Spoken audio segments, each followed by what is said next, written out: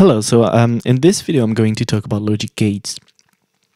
So let's start with the negation or the NOT gate. So we work in a Boolean domain. So a Boolean variable can only have two values, 0 or 1, and you can also call these values false or true. So the negation operator works from B to B. That means when we write that we have one input, one Boolean input, and we have one output, one Boolean output. So if we write A, the variable input, then the output is written A with a line on top of the A. Now let's write a truth table. In a truth table, we have the input on the left-hand side and the output on the right-hand side. So if the input is false, the output is true. And if the input is true, the output is false. And in circuits, the negation or the NOT gate is written with a triangle and a little circle. So on the left-hand side, you have the input, and on the right-hand side, you have the output. Now let's take an example. So if A means the light is off, then not A, the negation of A, means the light is on.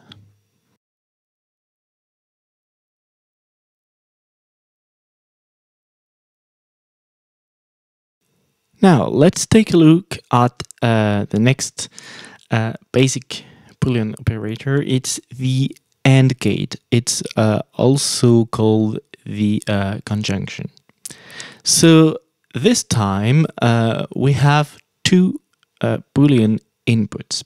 So that's why we write B for Boolean with a 2 and arrow and B. So two Boolean inputs. That means we have two Boolean inputs and we have one output. Now, if we call A and B the two inputs, then we'll write A dot B the output. The AND gate, well, the output will be true only if both input are true. So we're going to write the truth table of that. So let's go. So we have A and B on the left-hand side, the two input, and we have A and B, A dot B on the right-hand side, the output. So because we have two variables, we have 2 to the power of 2 possible combination. So false and false is false, false and true is false, true and false is false, and the only one that's true is when both input A and B are true, so 1 and 1 is true. So now let's take a look at schematics symbol. It looks like a big D with two legs on the left-hand side for the two input and one leg on the right-hand side for the output. Now let's take an example. If I say that Dr. Grampy wants to drink his coffee with milk and sugar, then let's write down all the different possible combinations. So we have two input, milk and sugar, and we have for each two possible values, there is or there is not.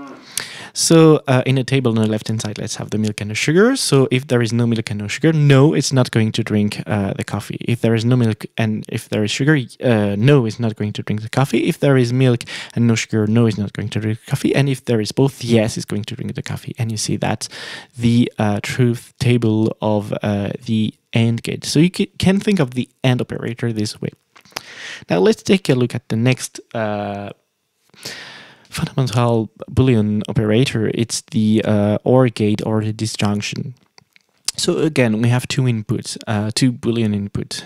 So we write B2 to B, and we have one Boolean output.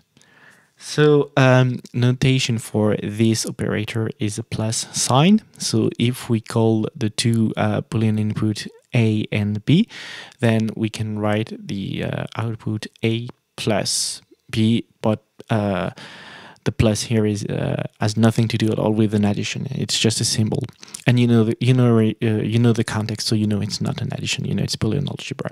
So let's write down the truth table. On the left hand side, all the possible inputs, and on the right hand side, the outputs. So if A is false and B is false, then A or B is false. If A is false and B is true, A or B is true. If A is true, B false, A or B is true, and if both are true, the output A or B is true. And the schematic symbol looks like a crescent, again with 2 legs on the left-hand side for the input and 1 leg on the right-hand side for the output. Now let's go back to our example. If this time we say that Dr. Grumpy wants to drink his coffee with milk or sugar, and let's write down all the different possible combinations. And again, we have 2 input, milk, sugar, and for each input we have 2 values. There is not. So on the left hand side, let's write those, and on the right hand side, let's write if Dr. Grumpy is going to drink his coffee or not. So we have milk and we have sugar there. So let's go.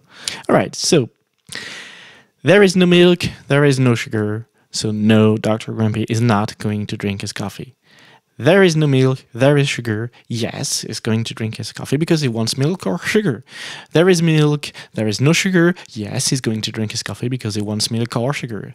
There is milk, there is sugar. Yes, he's going to drink his coffee because there is milk or there is sugar as well. But we see that here it could be handy to also have a false output if we want an OR, but not both input to be true at the same time. And this is what the XOR or the exclusive OR does. So we have 2 inputs, A and B, and we have 1 output, 1 Boolean output. So if we call A and B the input, then the output is written A plus B like the XOR, but the plus this time will be circled to be able to distinguish the OR from the exclusive OR. So let's write down the truth table. We have A and B, the input, and we have A XOR B, the output. If A is false and B false, then A XOR B is false. If A is false and if B is true, then A XOR B is true. If A is true and B is false, then A XOR B is true. And if A is true and B is true, then this time the output is false. So A XOR B is false. And we can read the truth table here where it's A XOR B is true, and we see that we can express the exclusive OR in function of an AND and an OR. So we see the first row gives us not A and B, and the second row gives us A and not B, and not A and B, or A and not B is the exclusive OR. And the schematic is looks like an OR, but with a double bar on the left hand side. And again, we have 2 input, so 2 legs on the left hand side for the input and 1 leg on the right hand side for the output. Let's go back to the example. So if this time we say that Dr. Grumpy wants to drink his coffee with milk or sugar, but not both, that means that he wants to drink his coffee with milk or sugar, but not both at the same times, because I guess they don't mix well together. So let's write down all the different possible combination like we did before. So on the left-hand side of the table, we have the 2 input, milk, sugar. And on the right-hand side, we write if Dr. Grumpy is going to drink this coffee. All right, so no milk, no sugar. So no, Dr. Grumpy is not going to drink his coffee. No milk and sugar. So if there is at least sugar, yes, he's going to drink his coffee. Milk, there is milk, there is no sugar. So yes, he's going to drink his coffee. There is milk or sugar. That's that condition is true. And if there is both, then this time no, is not going to drink his coffee. All right, so and you see that's the truth table of the exclusive or the XOR.